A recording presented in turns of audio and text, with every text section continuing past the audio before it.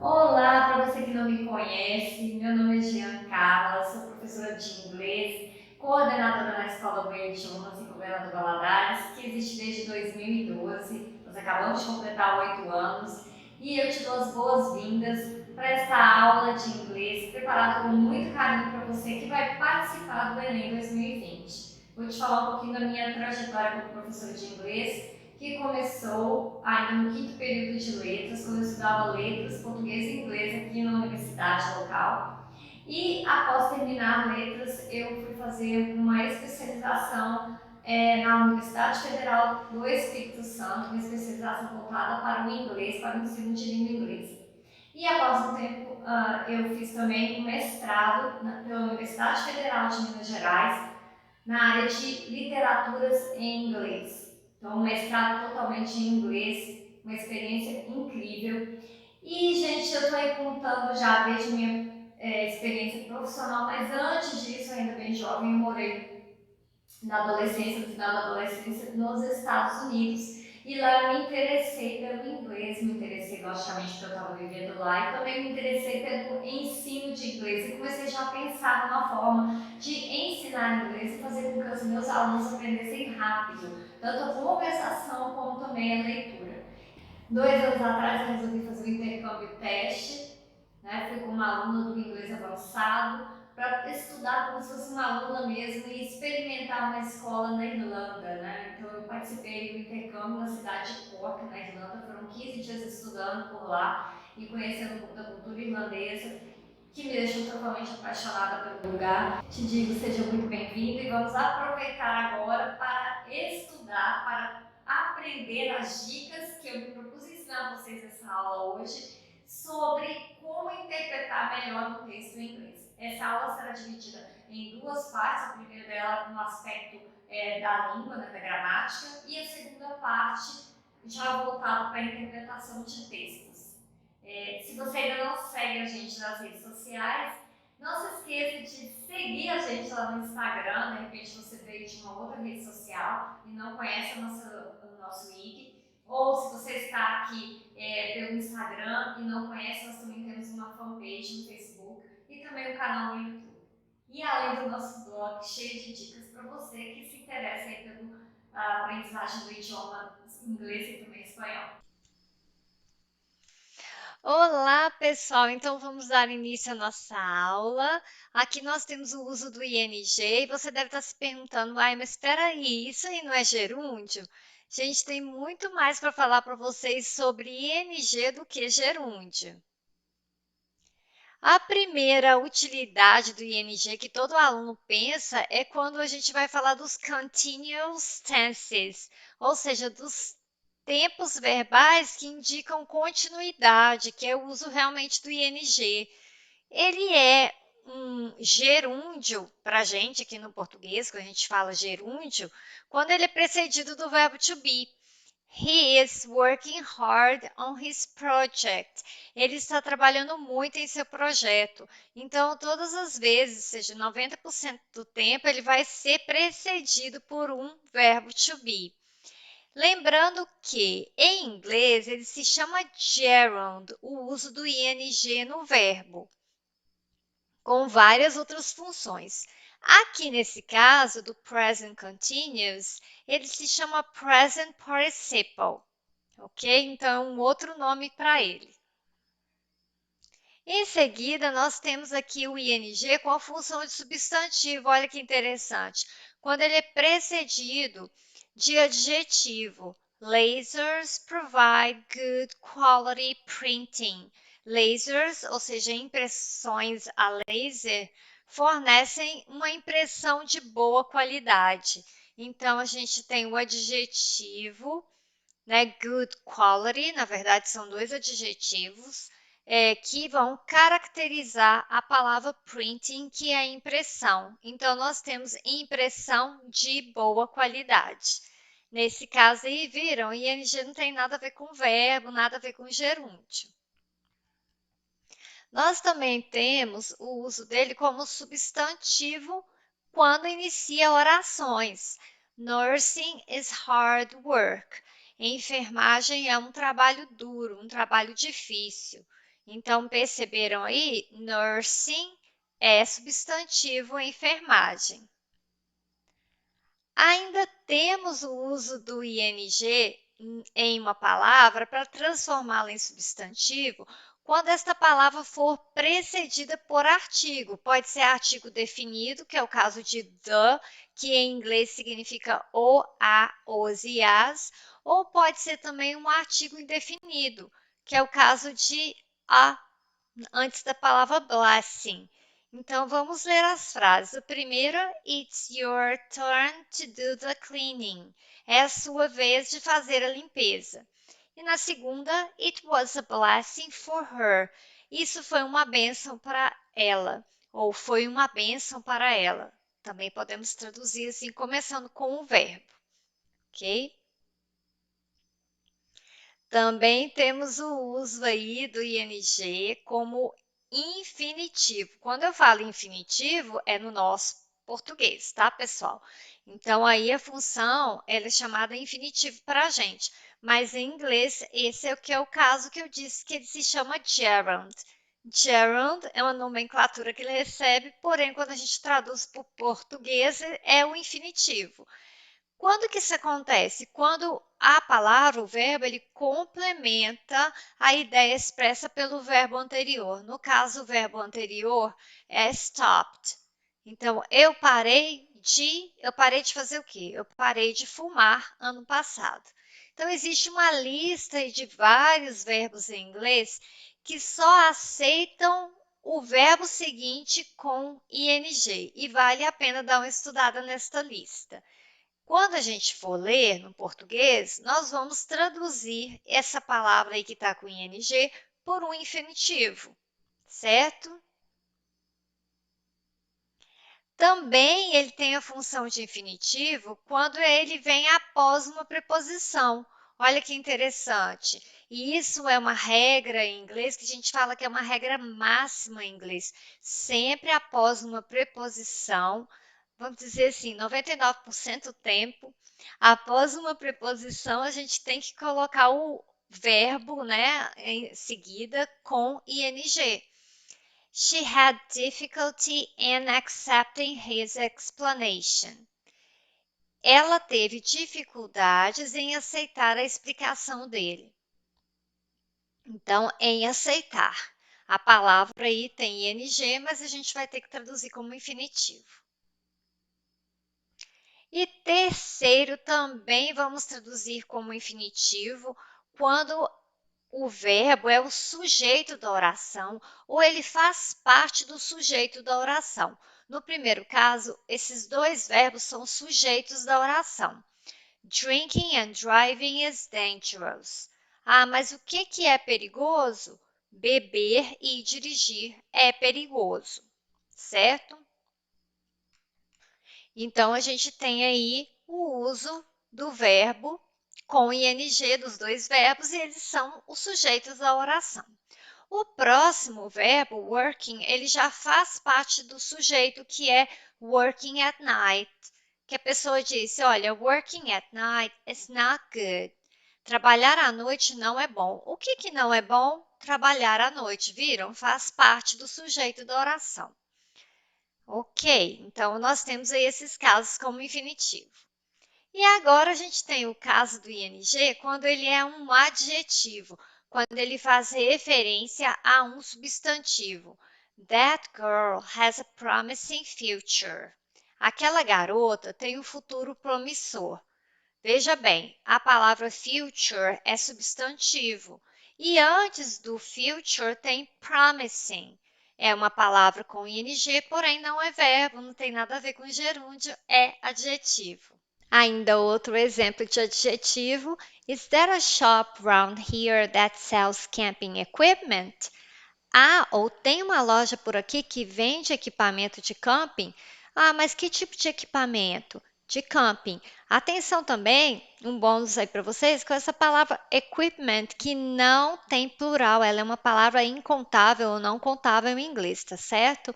Então, aí nós temos o adjetivo, ou seja, aquela palavra que vai caracterizar, que vai explicar, que vai dar uma qualidade a palavra equipamento, que no caso, que tipo de equipamento? O que vai diferenciar? A palavra camping é o adjetivo. Agora, muita atenção a esta dica ou a esta regra. A preposição by, ela foge à regra. Lembra que eu falei que após uma preposição, a gente tem que colocar o verbo com ing e a gente vai traduzi-lo como infinitivo? No caso dessa preposição by, não é assim que funciona, não. Na verdade, ela funciona apenas como sinalizador de que o trecho que vem logo em seguida é uma explicação de como algo ocorre. Nesses casos, a preposição by pode simplesmente ser ignorada e o verbo que a sucede é entendido como gerúndio. Então, a gente vai ter que traduzir aí como gerúndio. Olha os exemplos. He learned English by listening to the radio. Ele aprendeu inglês ouvindo o rádio. She made the cake by adding brown sugar. Como foi que ela fez o bolo? Ela fez o bolo adicionando açúcar mascavo. Então, no primeiro exemplo, como que é que a pessoa aprendeu inglês? Escutando ou ouvindo o rádio. Então, o by, a preposição by, ela apenas sinaliza como alguma coisa é feita, ou seja, o procedimento que envolve alguma coisa, algum tipo de ação. E a gente, na hora de ler em português, a gente vai pular o by e vai traduzir como gerúndio. Então, por isso que a gente diz que essa preposição by, ela foge à regra, que é aquela regra das demais preposições, que eu vou ter que ler o verbo com ing como infinitivo. Aqui não. Aqui eu leio mesmo como gerúndio e não traduzo o by. E agora vamos fazer esses dois exercícios aqui para praticar um pouquinho como é que vocês estão entendendo estas palavras. Olha só. Caring for a pet dog can be a very rewarding experience. Como que vocês vão classificar a palavra caring e a palavra rewarding? A questão 2. Ficou aí né? Mas é a questão 2. Good training can strengthen your relationship with your dog. Esse training aí, o que que ele é? É um verbo, é um gerúndio, é um substantivo, é adjetivo? O que que vocês acham que é, no caso aí, qual seria a melhor função, né? A função que vocês vão encaixar para estas três palavras? Então, a gente tem aí, veja bem, na primeira eu tenho infinitivo, caring for a pet dog, cuidar de um cãozinho de estimação, pode ser uma experiência gratificante. Então, o rewarding está antes da palavra experience, que é um substantivo, e eu estou classificando, estou caracterizando que tipo de experiência que pode ser uma experiência muito gratificante. Ok? Então, experiência gratificante. E a segunda é um noun, ou seja, um substantivo. Good training, ou seja, good é o adjetivo, um bom treino pode fortalecer o seu relacionamento com o seu cãozinho, com o seu cão, ok? E agora a gente vai para a part 2, que é text interpretation, né? Interpretação de texto, onde eu vou analisar algumas questões das provas anteriores do Enem e vou trabalhar um pouquinho aí essa interpretação com vocês, ok? Então vamos lá para a parte 2. Olá, então, gente, vamos iniciar a parte 2. Eu tenho aqui este texto do Enem de 2018. Lava May, Creating Showers on Wheels for the Homeless. Primeira dica que eu quero dar a vocês: passem um tempinho tentando entender o título, vendo as palavras que vocês já reconhecem, já entendem. E depois, eu acho que é interessante como as provas do Enem, elas têm trazido, né, as questões em português, é interessante vocês darem uma olhada nas questões para depois retornar ao texto e fazer uma leitura, porque aí as questões, como elas já estão em português, vão dar uma ideia a vocês do que é que o texto está falando. Então, aqui eu vou fazer a leitura do texto com vocês. San Francisco, according to recent city numbers, has 4,300 people living on the streets. Among the many problems the homeless face is little or no access to showers. San Francisco only has about 16 to 20 shower stalls to accommodate them. But Donnie S. Sandoval has made it her mission to change that. The 51-year-old former marketing executive started Lava May, a sort of showers on wheels, a new project that aims to turn decommissioned city buses into shower stations for the homeless. Each bus will have 2 shower stations, and Sandoval expects that they will be able to provide 2,000 showers a week. Então, nós temos aí este texto e vamos dar uma olhada na primeira questão. A relação dos vocábulos shower, bus e homeless no texto refere-se a. Então, vamos dar uma olhada aqui. Nós temos showers, que está no título, né? E aí, a gente tem que prestar atenção no shower, bus e homeless. 3 palavras. A palavra homeless, a palavra showers, aliás, aparece no título e aparece na 4ª linha, showers. Mas antes disso, a gente tem a palavra homeless. E logo abaixo, nós temos a palavra buses. Né? Aí você pensa, nossa, mas depois aparece bus, each bus, lá no final. Mas e aí? E aí, gente, que o título está dizendo wheels. Wheels significa rodas. Então, creating showers on wheels, sobre rodas. Então, aqui nós temos creating showers on wheels for the homeless.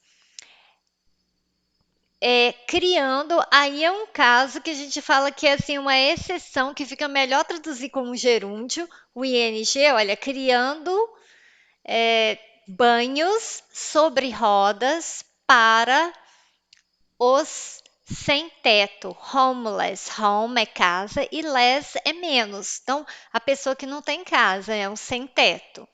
Então, criando banhos sobre rodas para o sem teto, ou sem tetos, né? San Francisco, de acordo com um número recente, tem 4.300 pessoas que moram nas ruas, morando nas ruas, então vivendo nas ruas. E aí a gente tem novamente living, aí ficou melhor a tradução como gerúndio, apesar de que não tem o verbo to be, mas muito cuidado porque às vezes a gente tem 90% do tempo o verbo to be aparece antes, às vezes não aparece, que é o que a gente chama de uma apresentação do present continuous, que é um elipse, né? Ele tirou aí, ficou subentendido, olha, 4.300 pessoas that are living on the streets. Para vocês entenderem melhor, que estão morando nas ruas. E aí foi subentendido, foi tirado, né? Retirado esse that are e ficou só living on the streets. Tá? Então, atenção aí. Among the many problems, entre os muitos problemas que os desabrigados, ou no caso, melhor palavra, os sem teto, né? Eles enfrentam, eles encaram, pouco ou nenhum acesso aos banhos. Então, a gente tem aí a relação já das palavras showers, né, que são os banhos, wheels, que está representando aí os ônibus, que depois aparecem, né, a palavra ônibus aparece 2 ou 3 vezes em seguida, mas antes ela já aparece no texto de uma forma assim, parte pelo todo, né, gente? a parte que são os wheels, as rodas, e depois ele aparece mais em seguida aí com a palavra completa, bus. Então, a gente já percebe aqui uma relação no finalzinho, quando ele termina, olha só, o texto conclui: cada ônibus terá 2 estações de banho, ou seja, 2 chuveirozinhos, né, separado, 2 cabines de banho, e ela espera que isso will be able to, será capaz de fornecer 2.000 banhos por semana, né? Então, a gente já tem condições de entender aqui que a relação dos vocábulos shower, bus e homeless no texto refere-se a: letra A, empregar moradores de rua em lava-jatos para ônibus? Nada a ver. É a questão que eu falo que tem sempre uma que nada a ver. Não tem nenhuma relação direta com o texto. Aliás, aí nem de sombra. Letra B, criar acesso a banhos gratuitos para moradores de rua. Exatamente esta. E C, comissionar sem teto para dirigir os ônibus da cidade. Não falou em nenhum momento de dirigir, de dar emprego a eles. D, exigir das autoridades que os ônibus municipais tenham banheiros. Também não, porque ele fala, né, que esses ônibus vão ser ônibus que vão fornecer estações de banho. Então, não está falando dos ônibus que rodam normalmente. E E, abrigar 2.000 moradores de rua em ônibus que foram adaptados. Também não, gente, os ônibus não foram adaptados para abrigar os moradores, mas sim para fornecer 2.000 banhos por semana, ok? E aí a gente passa para um outro texto, uma outra questão também do Enem de 2018. Essa questão, ela possui 2 textos. O primeiro texto que eu vou ler com vocês fala sobre uma instituição de educação. Então vamos lá. A free world-class education for anyone, anywhere. The Khan Academy is an organization on a mission. We are a not-for-profit with the goal of changing education for the better by providing a free education to anyone, anywhere. All of the site's resources are available to anyone. The Khan Academy's materials and resources are available to you completely free of charge. Então, eu sublinhei algumas palavras importantes aí que elas linkam as questões ao segundo texto. O texto 2, eu já adianto para vocês que é a opinião de um leitor sobre o texto 1. I didn't have a problem with Khan Academy site until very recently. For me, the problem is the way Academy is being promoted. The way the media sees it as revolutionizing education. The way people with power and money view education as simply sit and get. If your philosophy of education is sit and get, i.e., que quer dizer, ou seja, teaching is telling and learning is listening, then Khan Academy is way more efficient than classroom lecturing.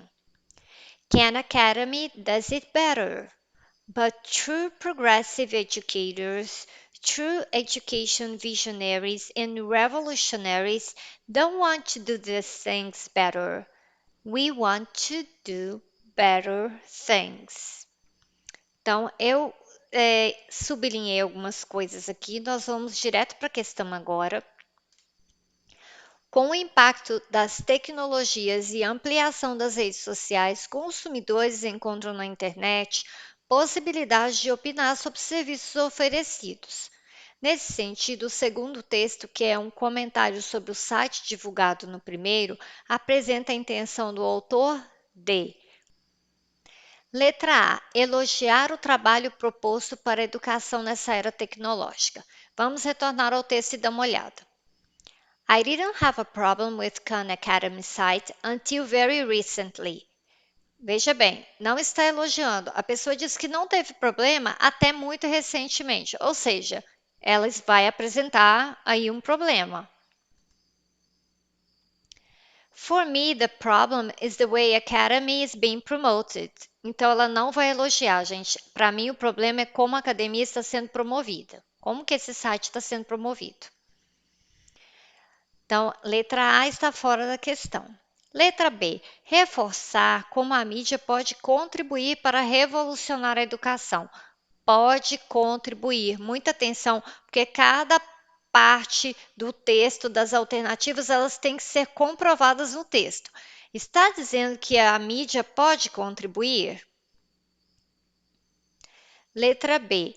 The way the media sees it as revolutionizing education. Não, a mídia não está dizendo que a mídia não pode contribuir, porque a questão diz reforçar como a mídia pode contribuir. Não, o autor dessa opinião aí diz que o problema é como a academia está sendo promovida e a forma como a mídia vê esta academia como educação que está revolucionando, ou seja, uma educação transformadora. Então, não diz nada sobre contribuição, muito pelo contrário, critica a mídia também. C. Chamar a atenção das pessoas influentes para o significado da educação. Chamar a atenção das pessoas influentes. O texto fala, sim, de pessoas influentes, vejam bem. The way people with power and money view education as simply sit and get.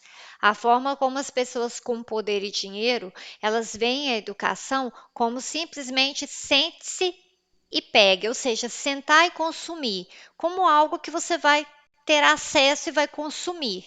Então, critica aqui a forma como as pessoas de poder veem a educação. If your philosophy of education is sit and get, se a sua filosofia de educação é só sentar e consumir, então teaching is telling, ensinar é dizer e learning is listening. E aprender é só você escutar. Then Khan Academy is way more efficient than classroom lecturing. Então, ele, mais ou menos, ele vai fazer aí um elogio à academia. A academia é muito mais eficiente do que classroom lecturing. Lecturing é um tipo de aula que é uma palestra, aquela aula palestra, onde o palestrante, né, tá lá em frente à classe, todo mundo sentadinho, ele só está falando, falando, falando, as pessoas estão ouvindo, anotando alguma coisa, e dependendo do palestrante, ele pode até abrir para perguntas no final, mas geralmente não. Então, ele está dizendo que a academia, ao fornecer os materiais para as pessoas, ela está fazendo mais do que a educação tradicional. Então, ele não diz nada sobre chamar a atenção de pessoas influentes. Ele só está criticando como as pessoas influentes veem a educação. O que a educação significa para elas. Destacar que o site tem melhores resultados do que a educação tradicional.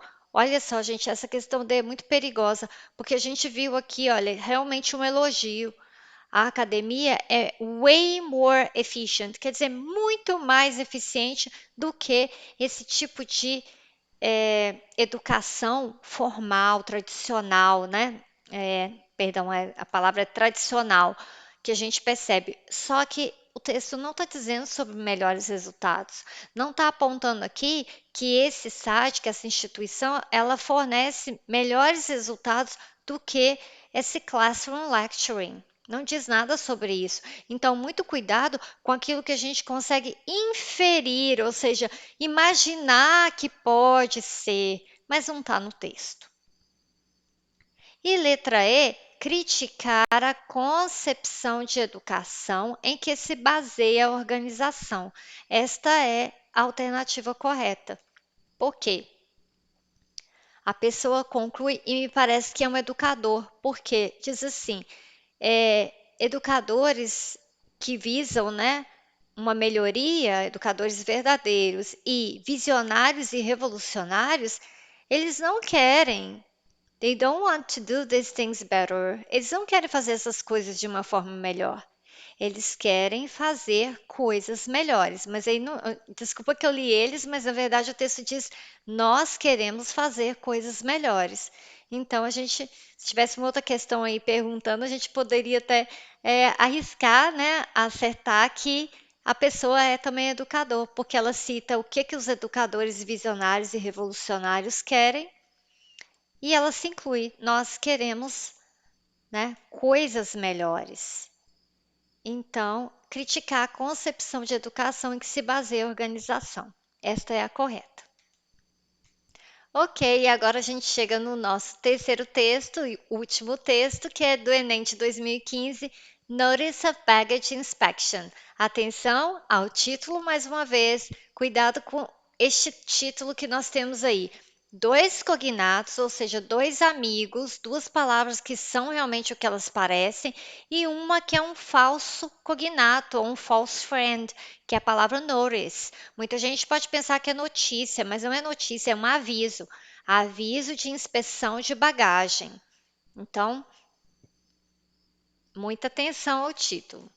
Vou fazer a leitura. To protect you and your fellow passengers, the Transportation Security Administration is required by law to inspect all checked baggage. As part of this process, some bags are opened and physically inspected. Your bag was among those selected for physical inspection. During the inspection, your bag and its contents may have been searched for prohibited items. At the completion of the inspection, the contents were returned to your bag. If the TSA screener was unable to open your bag for inspection because it was locked, the screener may have been forced to break the locks on your bag. TSA sincerely regrets having to do this. However, TSA is not liable for damage to your locks resulting from this necessary security precaution. For packing tips and suggestions on how to secure your baggage during your next trip, please visit. Aí tem aí o site, né, gente? www.tsa.gov. Smart Security Saves Times. As instituições públicas fazem uso de avisos como instrumento de comunicação com o cidadão. Esse aviso voltado a passageiros tem o objetivo de, letra A, solicitar que as malas sejam apresentadas para inspeção. Vamos ver. Letra A. Security Administration is required by law to inspect all checked baggage. Então, na letra A diz que solicitar que elas sejam apresentadas para inspeção. Não, porque aqui já está informando que todas as malas que foram levadas para o check-in, quer dizer, checked baggage, a partir do momento que o passageiro fez o check-in e despachou a bagagem, todas elas vão ser inspecionadas. Então, o aviso não está pedindo para você levar a sua bagagem para ser inspecionada. Letra B. Notificar o passageiro pelo transporte de produtos proibidos. Não, gente, na letra B está marcado ali, olha, during the inspection, your bag and its contents may have been searched for prohibited items. Pode ser que a sua bagagem tenha sido, né, revistada aí para saber se você tinha itens proibidos. Mas, ao final da inspeção, todos os conteúdos, né, tudo que você tem aí na sua bagagem vai ser retornado para sua mala. Letra C. Informar que a mala foi revistada pelos oficiais de segurança. Esta é a questão correta. Letra D. Dar instruções de como arrumar malas de forma a evitar inspeções. Atenção! No finalzinho do texto fala For packing tips and suggestions on how to secure your baggage during your next trip, please visit.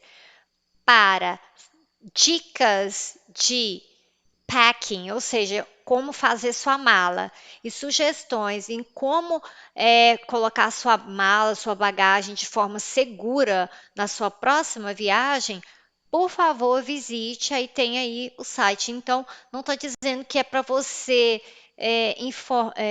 dar instruções de como arrumar malas para evitar inspeção, porque não tem como evitar, todas as malas serão inspecionadas para que haja segurança, ok?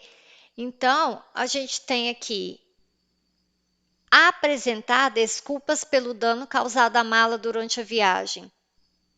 Marquei tudinho aí, ó. Entretanto, aliás, um pouquinho antes, TSA sincerely regrets having to do this. TSA, sinceramente, se desculpa por ter que fazer isso. Ter que fazer o quê? Olha um pouquinho antes. Vamos ler desde o início. If the TSA screener, o screener é o oficial aí de segurança que vai screen, né? Que vai procurar na sua mala aí alguma coisa, vai inspecionar. Se esse oficial de segurança do TSA não foi capaz de abrir a sua mala para inspeção porque ela estava trancada, ela tinha um cadeado ou tinha uma combinação de tranca, the screener, o oficial, pode ter sido forçado a quebrar esses locks, essas trancas da sua bagagem. Então, é isso que eles estão falando que pedem desculpa. Olha, TSA sinceramente pede desculpa por ter que fazer isso. Entretanto, TSA não é responsável pelo dano nas suas fechaduras, locks, que resultaram dessa precaução necessária de segurança. Então, na letra E, está dizendo que ele apresenta desculpas pelo dano causado à mala durante a viagem. Não, como eu disse, muito cuidado a essas questões aí, olha, durante a viagem. Não é durante a viagem. Eles pedem desculpa, porque se no caso a sua mala está trancada, eles precisavam de fazer a inspeção. Então, é durante a inspeção feita, né? Porque a inspeção é algo necessário à segurança de todos. Então, essa precaução necessária de segurança. Então, aí, gente, muita atenção, viram bem? Parece que é tudo muito parecido, principalmente a letra E. Nossa, eles realmente pedem desculpa. A letra D, da instrução, como arrumar, realmente fala sobre instrução, sobre dicas, né, de como arrumar sua mala, mas não para evitar inspeções e não dá dica. Então, o objetivo do aviso não é para fazer essas coisas isoladas, mas para informar que a sua mala foi revistada pelos oficiais de segurança, porque este é o objetivo do aviso, trazer para você a informação de que eles estão cuidando da segurança, ok? Então é isso, gente. Thank you so much for participating. Muito obrigada por participar dessa aula e até a próxima.